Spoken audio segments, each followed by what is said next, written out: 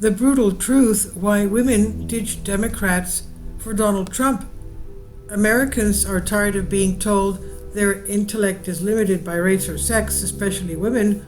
Like other groups, women have long been taken for granted by the Democratic Party, as if pro choice talking points alone are enough to secure their blind loyalty to the rest of the party's platform. The View co host Sunny Hostin certainly thinks this is the case, calling Trump's victory a referendum of cultural resentment, merely because Americans overwhelmingly refuse the policy platform of a mixed race woman married to a Jewish guy.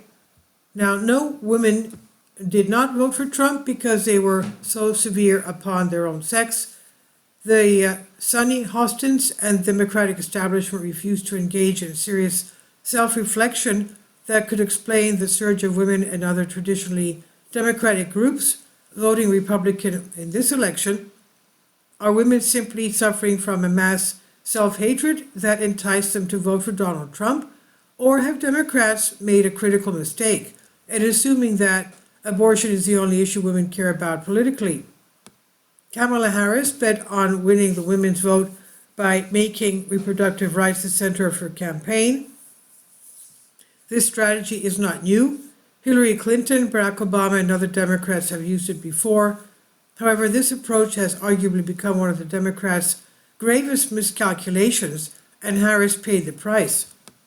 Over the past 4 years, women have faced the same economic pressures as men, buying groceries, filling gas tanks, and dealing with their higher interest rates. Men are not the only ones that can care about the economy, and no matter how often politicians chant "my body, my choice," it cannot drown out the financial strain of Bidenomics.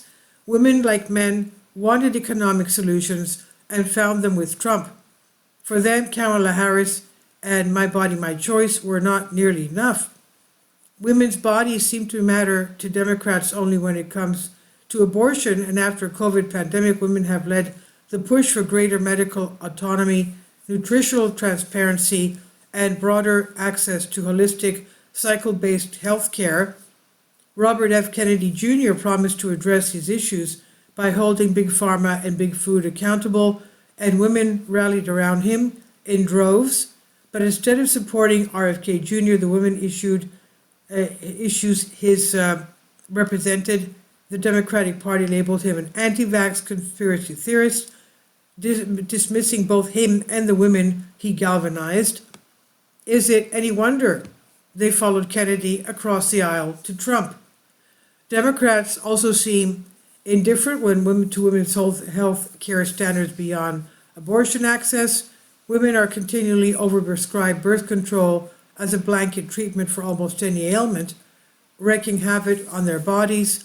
When outlets like Evie magazine highlighted how Big Pharma profits from pumping women full of synthetic estrogen, the Washington Post labeled the writers conspiracy theorists. But don't worry, if birth control fails, Democrats will ensure you still have access to abortion. Yet "my body, my choice" mantra does not seem to apply to women's sports or bathrooms or sororities. Now, women also are tired of being told by the woke elite that they are fat phobic if they don't laud Lizzo as a health and beauty icon, while Adele and Rebel Wilson are criticized for promoting unhealthy beauty standards through their weight loss. According to MSNBC, fitness is a sign of right-wing extremism, so it's supposedly better to sit on the couch and pop birth control.